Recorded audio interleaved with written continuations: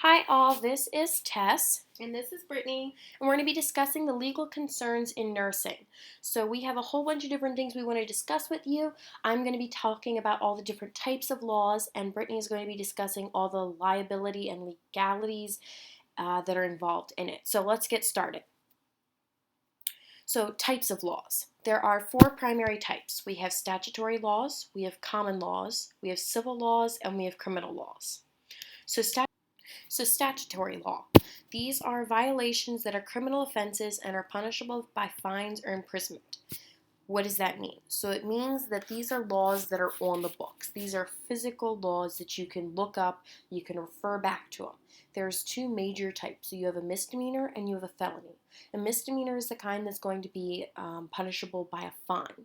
You're going to have nobody's been physically detrimentally hurt and nobody died from this. Felonies, on the other hand, somebody's died. There's been a serious breach of conduct. You cannot get back from this one. You've lost your license, you're getting fined, there's imprisonment, you're going to be losing your license. These are the big deal ones. Misdemeanors, nothing to snuff at, but felonies, those are the ones you're going to, oh boy. So, another thing that statutory law does is it mandates a minimum standard of care in all settings that receive federal funds. So what this means is that any place that takes Medicare, they take Medicaid, the patient can expect to receive a certain level of care. So this is why there's the whistleblower fund uh, statute in place, which can allow a person to report that there's false claims or fraudulent claims going on. So if somebody decides that they just want to start all of a sudden charging people $30 for a single Band-Aid so that they can get kickbacks from it, that's why whistleblower claims are in place. Now, statutory laws also have laws in the books that protect the patient. So we have EMTALA. So this one is so that a patient can go to an emergency room, and even if they don't have insurance, they can get treated. So they're not being turned away. So if you're seriously ill, you're injured, you're sick, you go to an emergency room, you say, oh, I don't have insurance. They can't say, I don't care that you're in cardiac arrest. We still have to treat you. So, and then there's HIPAA. We've covered HIPAA 1,001 times. So essentially it means don't share a patient's information. Make sure you keep your computers nicely locked up and password protected without sharing those passwords. Make sure that you're not shouting about a patient in the middle of a hallway. Make sure that the patient is able to keep their personal information personal, their medical information personal. We have the ADA laws, which are on the books, which means that a disabled person can get the same type of treatment that every other person out there gets. They are just as important as a physically able person, so we want to make sure that they're being treated and taken care of. So we also have reporting statutes. So what these are laws that mandate that certain things get reported when they need to be. One of the things we have on the books is Child Abuse Protection, Prevention and Treatment Act. So these ones are for when there's suspected or confirmed abuse. So when there is suspected or confirmed abuse, it's always a horrible thing. Nobody wants to think about the fact that somebody's being abused or somebody's being hurt, but it gives you a way of properly reporting it. And to up the stakes, they make it so that if you don't report it, you can be fined, you can have a penalty, you can get imprisoned. Essentially, it makes it even more important for you to report these things because while it's hard to kind of say and speak up sometimes if you suspect something that the person might be really, really nice and you would be like, they couldn't be abusing this person, that's their mother. But all the signs are still there. This one kind of makes it so you push yourself to report it because you know there is that law out there that says, if I don't report it, even though it's possible it's not, it just gives you that bigger oomph. The nice thing is most of these laws also give immunity from being sued if you're reporting within the statutes. Lastly, we have institutional licensing laws. So what these are they give you your minimum standards for the way that things have to be run at a hospital. So or in any healthcare setting. So if you go into a nursing department, you know that all the nurses are following the same types of laws. If you go into dietary, all of the food is being prepared to the same exact specifications. The labs have the same hygiene standards. The pharmacy has the same way of organizing and ensuring that a patient is getting the correct medications and everything is being prepared properly. And that's what these laws kind of do. They make sure everything is regulated and in accordance with every other place. So you find that level of evenness, that same level playing field across the board. All of these licensing laws can be obtained from your state health department. They do vary from state to state. We also have federal licensing laws. So those ones make sure that the states are required to meet that minimum standard, but states can go at a higher level as well. Now we have common law. So these ones are also known as decisional or judge-making laws, and they're created by cases that had previously been decided. So we have informed consent, your right to refuse, negligence, malpractice. These are all types of common law. So let's go over one specific type of nursing common law, nursing case law. This is a body of written opinions about nursing practice, and the importance cannot be overstated in establishing current standards of practice. One important case established is your affirmative duty, the duty that nurses exercise independent judgment to prevent harm to patients. Nurses need to review case law and journals dedicated to legal issues in nursing practice. Common law and case law provide courts with guidelines for deciding future cases. So essentially what all that means is that there's a whole bunch of laws out there that have been created by nursing practice, things that have actually happened. So if something happens in nursing and it makes this big old decision that kind of impacts all of nursing. Okay, so the last thing that we have is civil law. So civil law is going to be where you have negligence, you have malpractice, there are common allegations that you have to worry about, and you also need to worry about proving negligence and malpractice. Okay, so negligence and malpractice. So negligence is when you fail to take proper care to do something, and malpractice is when you're trained specifically in the medical field to do something, and then you become negligent, which causes an injury to a patient. So negligence is when just an average everyday person doesn't take care of doing something. Malpractice is when you've been trained to do this, you should know what to do, you don't do your job. The most common malpractice allegations are med errors, failure to follow procedure, failure to provide for patient safety, failure to monitor a patient properly, and also when you fail to report significant findings.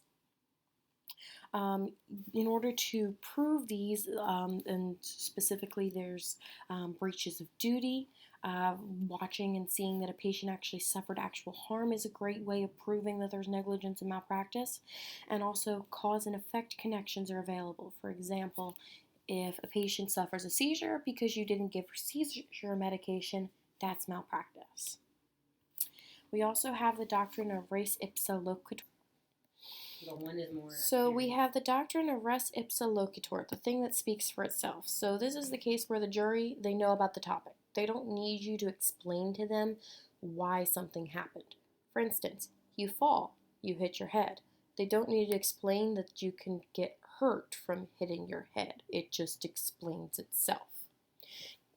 Now there's two different types of negligence. There's gross negligence and there's criminal negligence. So gross negligence does not result in death. Criminal negligence can. It's a serious injury. So criminal negligence can be something like the patient is permanently maimed, they're dead, so you're going to get serious consequences like you're going to lose your job, you're going to lose your license, you're going to have fines. You may even get jail time for this. Gross negligence is you've consciously disregarded a patient's welfare by acting recklessly. In this case, you're going to have damages rewarded, but if you can prove why and how you're trying to change, you may be able to get your license reinstated. Criminal law, so which can actually cover criminal negligence. So these are acts, as we discussed previously, that are so serious that they result in injury or death. You can lose your job, you can get suspended, you'll have huge attorney fees, and malpractice insurance may often not cover all of the cases of this. There's also defenses against claims of negligence. So you can't just simply say, the doctor told me to do X, Y, Z.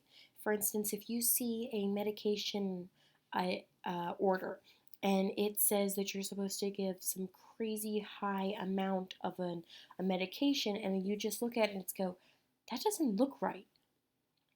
You can't just simply give the patient the med. You need to follow up and verify that's what actually is supposed to be given, because that is being negligent. That's not following up on something that you need to follow up on. So, emergency situations. So, if you're in a life-threatening situation or a life-threatening emergency, then you may actually try to do something. So, if you're on a plane and there's an emergency and there's literally no other medical staff on the flight, you may try to save that patient's life, but if you didn't do something right, or you didn't follow up, or you overestimated your situation, you could possibly use that you were just trying your best as a claim in defense of that. Government immunity. So individual healthcare workers who are employed in federal or state facilities are regarded and shielded from personal responsibility for damages in malpractice cases. There's also Good Samaritan immunity, which is also similar to the whole plane thing. So you come across somebody who's injured, you are protected by that because you're trying your best to help them outside of your usual setting. Essentially, what all these laws boil down to are the role of the nurse is to prevent a patient from harm. And these laws are in place to make sure that nurses can follow the minimum standards of care, that they're taking care of their patients in the best way possible. And if you can't do that, or you're not doing it the way you should be doing it, there are laws to protect the people who you're supposed to be taking care of. So what we're going to cover next is liability, patient rights, and other concerns, and I'm going to let Brittany discuss this. Hi everyone, I'm Brittany, and I'm going to talk to you guys about liability, patient rights, and other concerns we have with nursing. First, we're going to talk about liability. Personal liability requires a nurse to assume responsibility for a patient harm or injury that results of a negligent act. Nurses cannot be relieved of liability by other professionals such as a physician, nurse manager, supervisor, case manager, or anything. Damages can be levied against current assets and future earnings. Next, we're going to talk about intentional torts and nursing liability. The definition is direct violation of a person's legal rights. The plaintiff does not have to prove that the nurse breached a special duty or was negligent.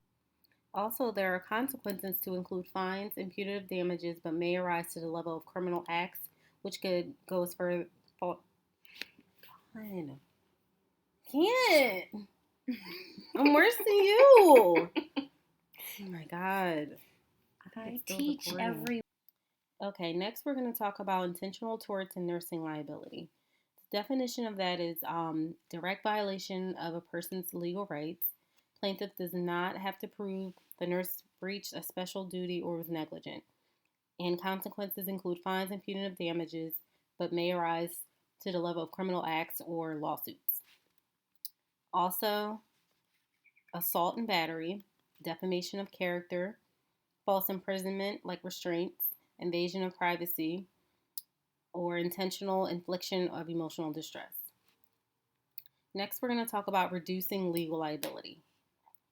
So what we do in the nursing practice is we use incident reports, which actually help nurses because we report what happened and it's documentation. It's like a legal document. So nurses legally bound to report critical incidents to the manager. Critical incidents that result in patient injury or death may lead to a malpractice claim. No appropriate procedures for completing and filling out incident reports. These are all different depending on where you work. Some have paper incident reports. Some you fill out online. It describes the events objectively. So you want to avoid subjective comments or personal opinions. You want to write exactly what happened and what the patient said. You don't want to put what you thought happened or what you thought the patient should say. You never want to note in the medical record that an incident report was completed or filled out. A physician's order for an incident report should not be written in the chart. Next, now we're going to talk about malpractice insurance, which is an insurance contract between the nurse and insurance company. It provides malpractice and professional defense coverage for individual nurses. It's generally covered by your employer, covers employer, and it doesn't cover you. So you actually want to get this insurance by the like with your job, but you also want to get one on your own so it can cover yourself as well. It's investigated by the State Board of Nursing or Nursing Commission to determine if breach in care violates Nurse Practice Acts. So the law and patient rights. We have advanced directives and DNRs. So an advanced directive applies to adults only. It's made through a living will and allows a patient to refuse medical treatment when there's no hope of recovery. A DNR is a do not resuscitate order. It's written by PCP, healthcare provider, and it can vary on degree of measures covered. You also have the right to refuse treatment. Patients must have appropriate info. They have the right to informed consent. And then you have the AMA, leave against medical advice. When a patient decides to leave a hospital before the treating physician or APN recommends discharge, then that becomes leaving against medical advice. We also have the use of physical restraints. It can be mechanical or physical material, device or equipment attached adjacent to a client or patient's body that restricts the client or patient's freedom of movement. You must have an order and must ensure renewal of the order if it's in use. Physician must see patient within 1 hour of application if done without an order. Next, we have informed consent, duty to inform so as to permit patient's choice. What the treatment is, the benefits, the risk, alternative therapies must be done by a doctor or APN. Nurses can witness signatures and that's it. We're not responsible for getting the informed consent, making sure the patient understands. We're not responsible for that. All we have to do is witness the signature. Next we have abandonment and assignment issues. Abandonment of a patient occurs when a nurse refuses to provide care for a patient after having established a patient-nurse relationship. Before having established that relationship, a nurse may refuse an assignment when the nurse lacks the knowledge or skill to provide competent care, care exceeding the Nurse Practice Act is expected, the health of the nurse or her unborn child is directly threatened by the type of assignment, orientation to the unit has not been completed, and safety is at risk. The nurse clearly states and documents a conscious objective on basis of moral, ethical, or religious grounds. The nurse's clinical judgment is impaired as a result of fatigue, resulting in safety risk for the patient. So when a nurse refuses an assignment, you have to tell your immediate supervisor first. You have to specify the reasons for the refusal, and they'll determine if they can put you with somebody else or put you on another floor. They have to provide reassignment options. So if you do find yourself in a situation where you do not want to take on a patient and you don't feel it's safe, you want to make sure you have something written down in your own personal notebook of whom you reported it to, the actions you took to ensure the patient was safe, and that you did not abandon the patient. You don't just want to abandon a patient and something happens and then you're going to be liable. So that's it for the liability. Next, we have some fun questions for you guys that we're going to ask you, and we're going to answer, and we're going to explain the rationale behind the answer. All right, so question one. What is the difference between legal and ethical concern? All right, so question one. What is the difference between a legal and an ethical concern? Answer. Legal concerns are standards that have been preset and determined by a government, aka following the laws of the country, state, jurisdiction you are practicing in. An ethical concern are standards that are based on human principles of right and wrong, aka doing what is right and what is wrong. Okay, so question 2. Which statement would best explain the role of a nurse when planning care for a culturally diverse population? The nurse will plan care to A. Include care that is culturally congruent with the staff from predetermined criteria. B. Focus only on the needs of the client, ignoring the nurse's beliefs and practices. C. Blend the values of the nurse that are good for the client and minimize the client's individual values and beliefs during care. Or D. Provide care while being aware of one's own bias, focusing on the client's individual needs rather than the staff's practices. The answer is D. So we're going to provide care while being aware of one's own bias. We're to focus on the client's individual needs and not the staff's practices. And we're going to do this because if you bring your own preconceived beliefs into a practice, it could result in conflict or an area of neglect in the plan of care. And neglect is a legal concern. So what are we going to do? We're going to identify our values, beliefs, and practices so it can allow us to plan for meaningful and beneficial care of a specific client. So keep your own beliefs at home and keep yourself nice and depersonalized when you're caring for a person. Okay, next up is question 3. What legally defines the scope of nursing practice? A. State Nurse Practice Acts. B. Professional nursing organizations. C. Federal Nurse Practice Acts. D. Hospital policy and procedure manuals. E. Healthcare provider in the employing institution. The answer is A. State Nurse Practice Acts. So question 4, the client's right to refuse treatment is an example of what? Statutory law, common law, civil law, or health law? So this is going to be an example of common law. Okay, next we have question 5. The nurse puts a restraint jacket on a client without the client's permission and without the physician's order. The nurse may be guilty of assault. True or false? The answer is false. Why? Because battery is physical in nature and assault is a threat.